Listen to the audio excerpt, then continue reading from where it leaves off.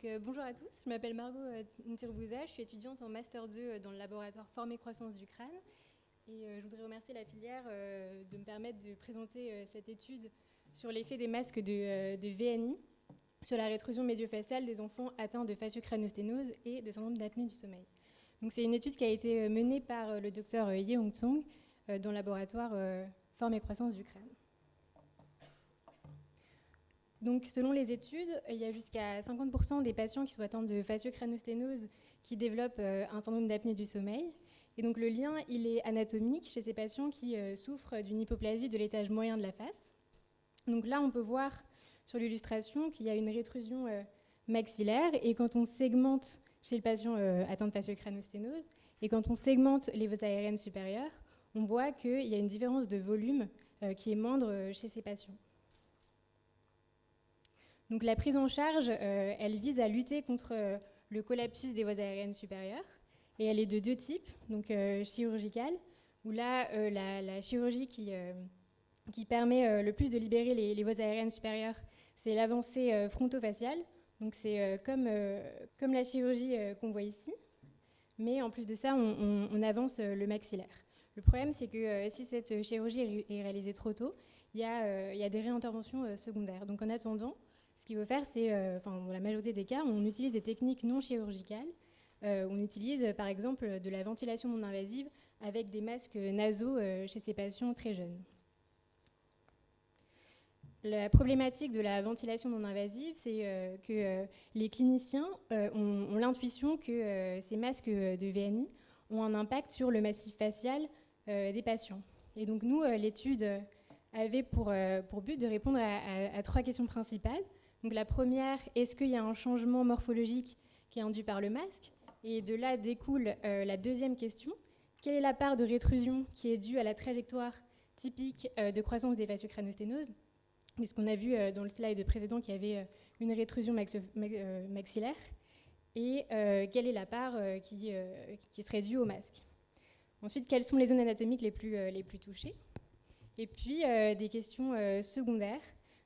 Donc, est-ce que les patients avec fasciocrânosténose qui ont un syndrome d'apnée du sommeil ont une morphologie plus sévère que les patients avec fasciocrânosténose sans apnée du sommeil ? Est-ce que le fait de commencer à porter le masque très tôt a plus d'impact sur une éventuelle rétrusion maxillaire, ou en tout cas une rétrusion de l'étage moyen de la face ? Est-ce que le fait de porter le masque plus longtemps a aussi un impact ? Et quelles sont les solutions pour optimiser l'utilisation de la ventilation non invasive ? Donc pour répondre à ces questions, on a réalisé une étude de cohorte rétrospective qui a inclus 43 sujets, répartis en trois groupes de taille plus ou moins équivalente. Un groupe de contrôle sain, un groupe et deux groupes de fasciocrânosténose, donc un groupe avec masque, un groupe sans masque.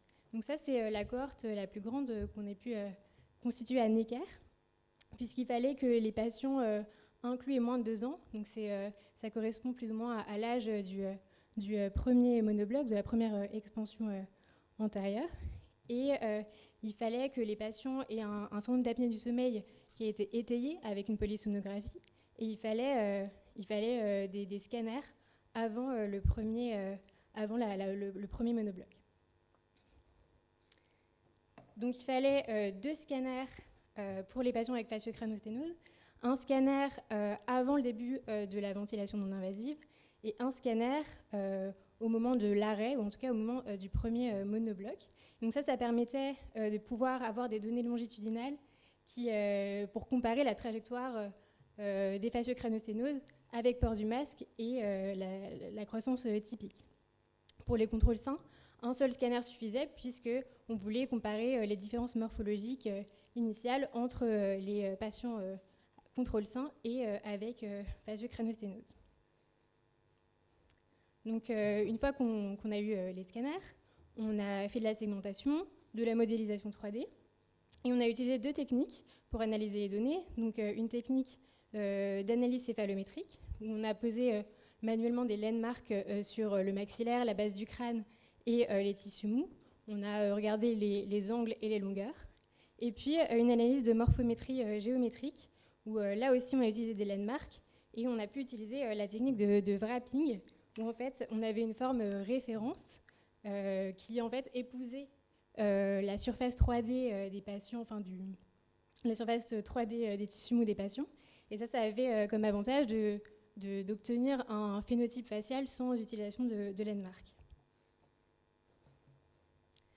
Donc, pour pouvoir interpréter nos résultats, on voulait savoir si initialement il y avait une différence de morphologie entre nos patients facio-crânosténose avec syndrome d'apnée du sommeil et sans apnée du sommeil. Parce que s'il y avait une différence morphologique, on aurait du mal à interpréter les résultats finaux. Là, ce qu'on a trouvé grâce à notre analyse statistique, c'est qu'il n'y avait pas de différence morphologique initiale entre les patients avec facio-crânosténose et syndrome d'apnée du sommeil et facio-crânosténose sans apnée du sommeil. Par contre, on trouvait une différence attendue entre les patients contrôle sain et les patients avec facio-crânosténose, donc avec une rétrusion maxillaire, avec un exorbitisme, une diminution de la hauteur du maxillaire et une expansion antérieure de la base du crâne. Donc ici, grâce aux deux scanners qu'on a récupérés et analysés, on a pu déterminer des trajectoires de croissance. Donc ce qu'on voit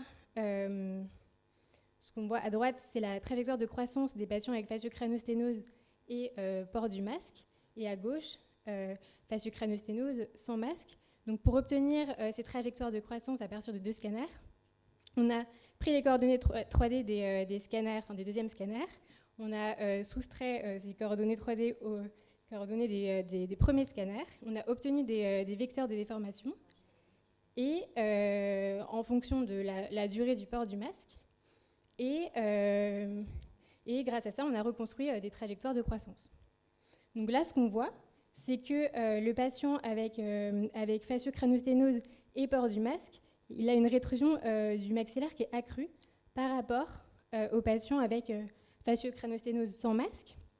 On voit aussi que l'os frontal il a tendance à se protruire chez les patients avec masque, et donc ça donne un faciès concave par rapport aux patients avec facio-crânosténose sans masque, où là, l'os frontal il a tendance à avoir une trajectoire verticale qui a tendance à se rétruire. Donc ça répondait à notre question, oui, il y a l'air d'avoir un impact du masque. Donc ensuite, ces figures, elles montrent la différence entre les sans masque et les patients avec masque. Ce qu'on voit, c'est en fait en fonction de la durée du port du masque. Donc là, à 9 mois, puis à 15 mois et puis à 23 mois. Et ce qu'on voit en violet, c'est la rétrusion. Ce qu'on voit en jaune, c'est la protrusion. Et donc, on voit déjà les mêmes résultats que sur la slide précédente, avec un patient qui a plus de rétrusion maxillaire avec port du masque et par rapport aux patients sans masque. On voit aussi que l'intensité des couleurs, elle augmente au fur et à mesure de la durée. Et donc, on peut conclure à partir de ces résultats que le masque a bien un impact, la durée du port du masque a bien un impact, et que les zones anatomiques les plus touchées, c'est surtout le maxillaire et puis le haut du front, avec une protrusion au niveau de la glabelle et au niveau du milieu du front. Donc là, c'était pour montrer qu'on avait fait aussi des analyses céphalométriques, mais ces analyses céphalométriques, donc, elles montrent que les paramètres sont aggravés chez les patients avec masque par rapport aux patients sans masque. Ça montre aussi que les angulations des maxillaires sont différentes. Les patients avec masque, on voit qu'il y a une angulation du maxillaire qui est dans le sens horaire, et pour les patients sans masque, l'angulation du maxillaire, elle est dans le sens anti-horaire. Mais comme les résultats sont moins facilement visualisables, je me suis concentrée sur l'analyse morphométrique. On voit mieux sur les figures. Ensuite, la dernière slide, c'est pour montrer l'impact de l'âge de début de la ventilation non invasive. Donc là, les couleurs qu'on voit, c'est en fait la différence des patients avec masque par rapport aux patients sans masque, toujours avec facio-crânosténose, avec un début du port du masque à 11 mois, à 14 mois, à 18 mois, à 20 mois. Et en fait, ce qu'on voit, c'est que l'intensité des couleurs, elle est plus forte plus on commence tôt. Donc oui, plus on commence tôt, plus ça a un impact sur la rétrusion maxillaire. Donc ça, c'est les réponses à nos questions qu'on a obtenues grâce à l'étude. Donc oui, on peut grâce à notre étude, dire qu'il y a bien une rétrusion maxillaire qui est induite par le masque, que plus on porte le masque longtemps, plus la rétrusion est importante. Plus on commence tôt le port du masque, plus il y a une rétrusion qui est importante. Et nos résultats n'étaient pas biaisés par une différence morphologique initiale. Et donc, à partir de ces réponses, on peut se poser des questions intéressantes. Donc, la première, c'est est-ce qu'il y a un âge de début de la ventilation non invasive pour lequel il y aurait moins d'impact ou plus d'impact du tout? Ensuite, est-ce qu'on peut déterminer des facteurs morphologiques qui augmenteraient, par exemple, l'impact du masque ou au contraire seraient protecteurs? Par exemple, l'épaisseur des tissus mous. Donc, si on a plus de graisse, est-ce que c'est protecteur? Est-ce que, par exemple, chez ces patients qui ont souvent une hypoplasie des zygomas, est-ce que c'est au contraire un facteur de risque ou une protrusion du front? Et à partir de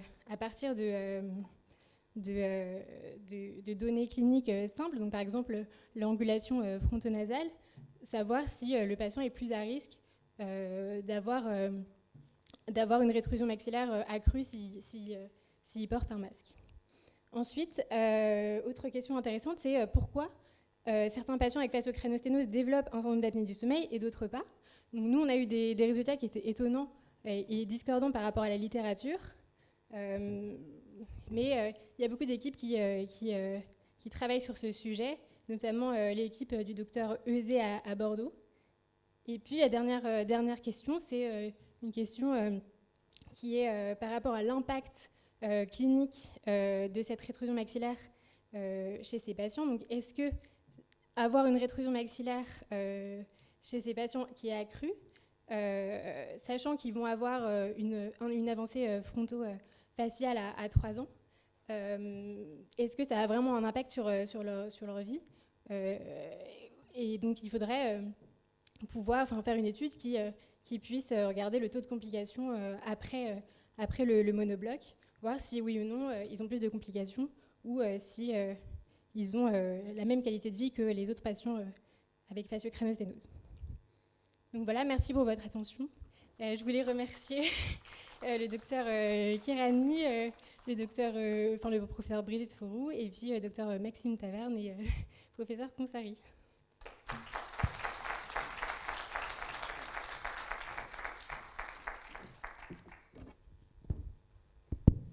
Est-ce qu'il y a une question dans le public? Il y en a une en ligne, mais je vais prendre d'abord dans le public. Bien sûr, un commentaire. Oui, salut. C'est juste parce que je pense que le point plus intéressant, c'est le fait qu'on n'a pas de différence entre les enfants qui présentent un apnée du sommeil au niveau maxillaire. Ça signifie que notre collaboration avec l'équipe d'ORL va énormément changer toute cette prise en charge, parce que même, c'est un peu dommage qu'on a parlé en français, qu'Irène, elle ne peut pas trop participer, mais c'est parce que sur toute la discussion sur des monoblocs précoces et sur l'idée de faire des avancements faciales le plus précocement possible, probablement ne va pas forcément régler complètement le problème respiratoire si ce n'est pas qu'un problème d'avancement facial. Donc ça va ouvrir une énorme discussion. Nous, on a la chance d'avoir une grosse collaboration avec l'équipe ORL qui permet pour une longue période de régler ces problèmes d'apnée avant même de poser le masque, etc. Donc je pense que la direction, ça va encore plus aller dans ce sens-là plutôt que de réduire l'âge d'avancement frontofacial. Vous l'avez dit, l'important, ça va être de suivre ces patients-là très longtemps pour savoir ce qu'ils deviennent, comment c'est, avec ou sans intervention. Il y a des données vraiment importantes qui pourront sortir. La question en ligne qu'on avait, c'était est-ce qu'il y a une durée maximum de ventilation dans la vie? Est-ce que... Non, je pense pas. Oui, mais c'est la question en ligne. J'ai l'idée de la réponse déjà, mais... Donc non. Non, ok. Donc on peut l'utiliser sans limitation de durée, alors quitte à effectivement augmenter éventuellement les effets secondaires faciaux, mais qui se rattrapent éventuellement après. Est-ce qu'on a une idée aussi de la récupération spontanée de la rétrusion, même en l'absence d'intervention? Il y a des données là-dessus? On ne peut pas avoir d'idée, parce que, désolé, je me permets de répondre parce que c'est une question clinique et je pense qu'il ne connaît pas toute la série des malades. La VNI est toujours temporaire, dans le sens que normalement, à cet âge très jeune, on la pose pour décaler et retarder le plus possible l'avancement frontofacial. Il y a des cas où on se rend compte que même malgré la VNI, cliniquement, ça ne s'améliore pas et donc on avance le monobloc. Il y a des cas où on se rend compte que pour éviter ce problème, on fait la VNI plus tôt. Donc l'idée de la VNI à très petit l'étiquetage, c'est de décaler le plus possible la chirurgie frontofaciale. Après, c'est différent quand on est obligé à reposer la VNI malgré, après l'avancement frontofacial à l'âge un peu plus adulte, pour pouvoir, pareil, à nouveau, retarder la deuxième chirurgie qui c'est le l'effort 3. Donc, globalement, on ne sait pas, il n'y a jamais d'arrêt de VNI sans chirurgie derrière. C'est impossible. Merci. En fait, la question s'adressera peut-être plus aux ORL qu'à la personne qui a parlé, que je félicite d'ailleurs, parce que si tu disais que tu étais en Master 2, ta présentation était de grande qualité. En fait, chez l'adulte, je travaille pas mal avec les ORL à Toulouse pour les apnées du sommeil adultes. Pour le coup, il y a différents types de masques. Est-ce que, pour le coup, ce type d'étude, visiblement il y a un vrai impact du masque sur la croissance des enfants atteints de cette pathologie, est-ce qu'il n'y a pas moyen de faire des masques différents, qui ne soient pas forcément des masques qui prennent tout le crâne avec un impact et des forces au niveau du nez? Est-ce qu'il n'y a pas des masques plus légers en fait Du sur-mesure, vous voulez dire? Pas forcément, ça peut être peut-être, j'en sais rien, des masques qui n'englobent pas avec une force au niveau du nez, mais qui passeraient juste dessous avec des tubulures au niveau des orifices nasaux, des choses comme ça. Alors, bien sûr, oui, si. Sonia Kirani, bien sûr, qui va pouvoir nous répondre. Sonia qui travaille dans l'équipe de Brigitte Fourou, donc qui a une expérience extensive des masques de ventilation. Bonjour.